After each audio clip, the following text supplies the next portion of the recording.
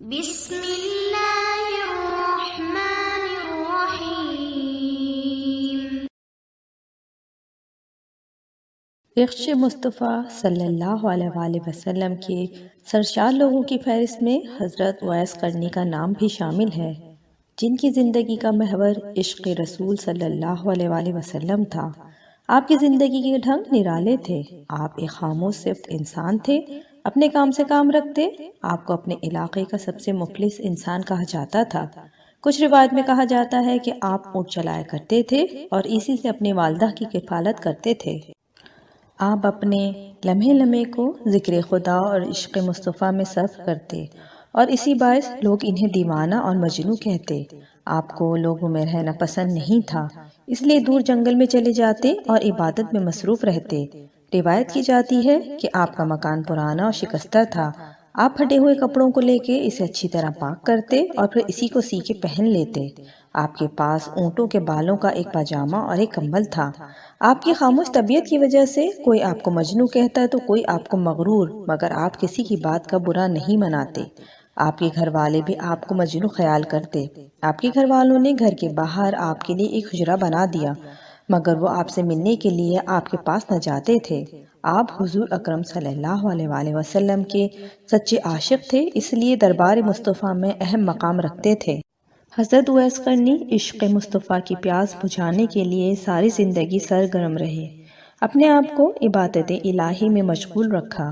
حضرت زبیر رضی اللہ تعالیٰ عنہ نے فرمایا، اویس قرنی کا یہ حال تھا کہ جب شام ہوتی تو کہتے یہ رکوع کی رات ہے، اور پھر پوری رات رکوع میں ہی گزار دیتے۔ کبھی فرماتے یہ رات سجدے کی رات ہے اور رات سجدے میں بسر ہو جاتی۔ بعض اوقات شام کو کچھ کھانا بچا رہتا تو شام ہی کو خیرات کر دیتے۔ ایک دن حضور اکرم صلی اللہ علیہ وآلہ وسلم نے صحابہ کرام کو مخاطب کر کے ارشاد فرمایا، یمن میں ایک مومن ہے جو مجھ سے محبت رکھتے ہیں، ان کا نام اویس ہے، وہ کبھی تمہارے پاس آئیں گے۔ اللہ تعالیٰ کے نزدیک ان کی قدر و منزلت کا یہ حال ہے کہ اگر وہ کوئی قسم کھائیں تو اللہ ان کی قسم پوری فرمائے گا۔ اگر تم سے ممکن ہو تو اپنے لیے مغفرت کی دعا کرنا۔ بعض صحابہ نے عرض کیا، یا رسول اللہ، اویس کا حلیہ کیا ہے؟ آپ صلی اللہ علیہ وآلہ وسلم نے فرمایا، ان کا قد درمیانہ ہے، رنگت گندمی ہے، داڑھی سینے تک پھیلی ہوئی ہے، وہ ہمہ وقت نظریں نیچی رکھتے ہیں، انہیں زمین میں شہرت نہیں لیکن آسمان میں مشہور ہیں، ان کے داہنے پہلو اور ہتھیلی پہ ایک چمکتا ہوا نشان ہے۔ قیامت میں اللہ تعالیٰ بہتوں کے بارے میں ان کی شفاعت قبول فرمائے گا، جب تم ان سے ملو تو اپنے لیے استغفار کروانا۔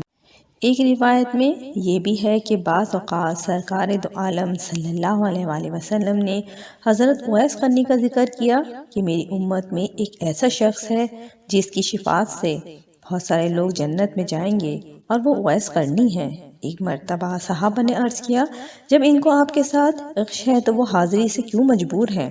آپ صلی اللہ علیہ وآلہ وسلم نے فرمایا، وہ نہایت غریب ہیں، ان کی ایک ضعیف ماں ہے جو ایمان لے آئی ہیں، وہ آنکھوں سے معذور اور اپاہج ہیں۔ اویس قرنی دن بھر اونٹ چلاتے ہیں اور شام کو جو کچھ اجرت ملتی ہے اس سے اپنی والدہ کا پیٹ بھرتے ہیں۔ صحابہ نے عرض کیا، یا رسول اللہ، کیا ہم انہیں دیکھ سکیں گے؟ حضور نے فرمایا، ابو بکر صدیق تو نہیں دیکھ سکیں گے، البتہ حضرت عمر اور علی سے ان کی ملاقات ہوگی۔ میں ان دونوں سے کہتا ہوں کہ جب تم ان سے ملو تو میرا سلام کہنا اور یہ بھی کہنا کہ میری امتیوں کے لیے دعا کریں۔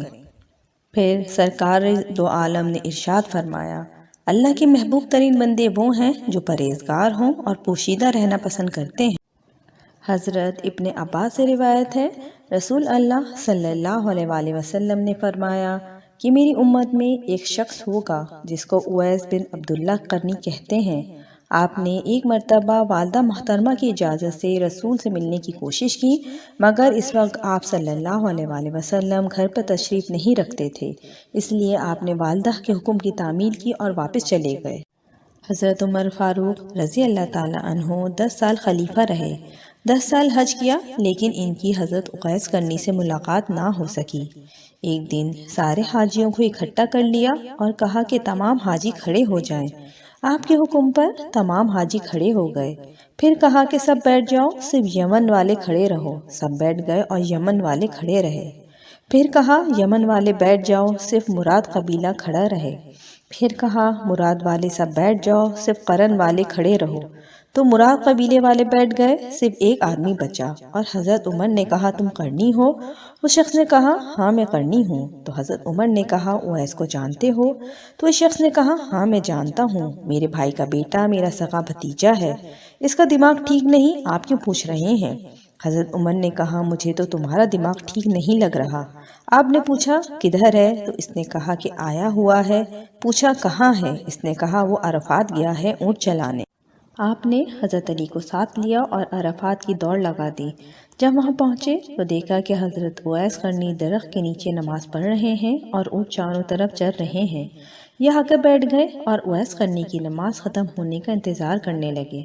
جب حضرت اویس قرنی نے محسوس کیا کہ دو آدمی آ گئے ہیں تو انہوں نے نماز مختصر کر دی۔ سلام پھیرا تو حضرت عمر نے پوچھا کون ہو بھائی؟ تو کہا جی میں مزدور ہوں، اسے خبر نہیں یہ کون ہے؟ تو حضرت عمر نے کہا تیرا کیا نام ہے؟ اویس قرنی نے کہا کہ میرا نام اللہ کا بندہ ہے۔ حضرت عمر نے کہا سارے ہی اللہ کے بندے ہیں، تیری ماں نے تیرا کیا نام رکھا ہے؟ تو حضرت اویس قرنی نے کہا آپ کون ہیں جو میرا اس طرح سے پوچھ رہے ہیں؟ حضرت علی نے کہا اویس امین المومنین عمر بن خطاب ہیں اور میں ہوں علی ابن ابو طالب۔ حضرت اویس قرنی کا یہ سننا تھا کہ وہ کانپنے لگے کہ جی میں معافی چاہتا ہوں، میں تو آپ کو پہچانتا ہی نہیں تھا، میں تو پہلی دفعہ آیا ہوں۔ تو حضرت عمر نے کہا تو ہی اویس ہے؟ تو انہوں نے کہا ہاں میں ہی اویس ہوں۔ آپ نے حضرت اویس قرنی سے درخواست کی کہ اپنا دایاں ہاتھ دکھائیں، جو فرمان رسول کے مطابق 1 درہم برابر سفید نشان ہے۔ حضرت عمر نے یہ ہاتھ چوم لیا اور ان سے درخواست کی کہ وہ امت اور ان کے لیے دعا کریں، اور آپ نے دعا کر دی کہ اے اللہ پاک مرد اور مومن عورتوں کو بخش دے۔ حضرت عمر نے رسول اللہ صلی اللہ علیہ وآلہ وسلم کا پہرن مبارک حضرت اویس قرنی کو پیش کیا، جس کو انہوں نے قبول کیا اور نہایت ادب و احترام سے اپنے سر پہ رکھا، اور اس کو لے کر ایک الگ جگہ پر گئے اور اس کو سامنے رکھ کر اپنا سر سجدے میں رکھا اور دربار الہی میں عرض کیا میرے آقا تیرے محبوب حضرت محمد صلی اللہ علیہ وآلہ وسلم نے مجھ سے فرمایا ہے کہ میں ان کی امت کے لیے دعا کروں، لہٰذا میں یہ پہرن جب تک نہیں پہنوں گا جب تک کہ تم تمام امت مسلمہ کو نہ بخش دے۔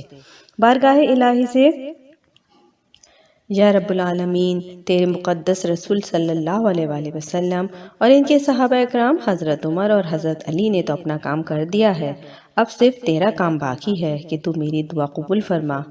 غیب سے آواز آئی آپ کی دعا کے مطابق امتی مسلمہ کا کچھ حصہ بخش دیا گیا ہے۔ آپ نے عرض کیا یا الہی میں تو تیرے محبوب کی سب امت کی مغفرت کا طالب ہوں۔ غیب سے آواز آئی ایک اور حصے کو بخش دیا۔ عرض کیا نہیں میں اس وقت تک یہ پہرن نہیں پہنوں گا جب تک کہ تو پوری امت مسلمہ کو نہ بخش دے۔ ندا آئی ایک اور حصہ بخش دیا۔ اتنے میں حضرت عمر اور حضرت علی اس تاخیر کا سبب معلوم کرنے کے لیے آپ کے پاس تشریف لائے تو آپ نے ان کی آہٹ پا کر سجدے سے سر اٹھا لیا۔ حضرت اویس نے حضرت علی اور حضرت عمر سے کہا آپ اس موقع پہ کیوں آئے؟ اگر آپ تھوڑا سا صبر کر لیتے تو میں جب تک دریائے مغفرت سے سیراب نہ ہو جاتا اپنا سر سجدے سے نہ اٹھاتا، جب تک تمام امت مسلمہ کو اللہ تعالیٰ سے معاف نہ کرا لیتا، یہ لباس نہیں پہنتا۔ پھر اس کے بعد حضرت عمر نے پوچھا کہ آپ حضور کی خدمت میں حاضر کیوں نہ ہوئے؟ یہ سن کر حضرت اویس قرنی بہت غور سے حضرت عمر کی طرف دیکھ رہے تھے اور ان سے پوچھا کہ جب مارکہ احد میں حضور اکرم صلی اللہ علیہ وآلہ وسلم کے دندان مبارک شہید کیے گئے تو آپ نے اپنے دانت جوش محبت میں کیوں نہ توڑ ڈالے؟ اس کے بعد حضرت اویس نے اپنا منہ دکھایا اور فرمایا دیکھو میرے منہ میں ایک دانت بھی نہیں ہے، میں اگرچہ حاضر نہ ہو سکا لیکن حضور اکرم صلی اللہ علیہ وآلہ وسلم کے دندان مبارک شہید ہوئے تو میں نے بھی بے ساختہ اپنے سارے دانت توڑ ڈالے۔ جب یہ گفتگو ختم ہو گئی تو حضرت اویس نے فرمایا اب دیر ہو گئی ہے اور آپ حضرات جا سکتے ہیں، کیوں نہ قیامت قریب ہے اور میں اس کے لیے کچھ جمع کرنا چاہتا ہوں۔ اس کے بعد ان دونوں نے اجازت لی اور وہ واپس چلے گئے۔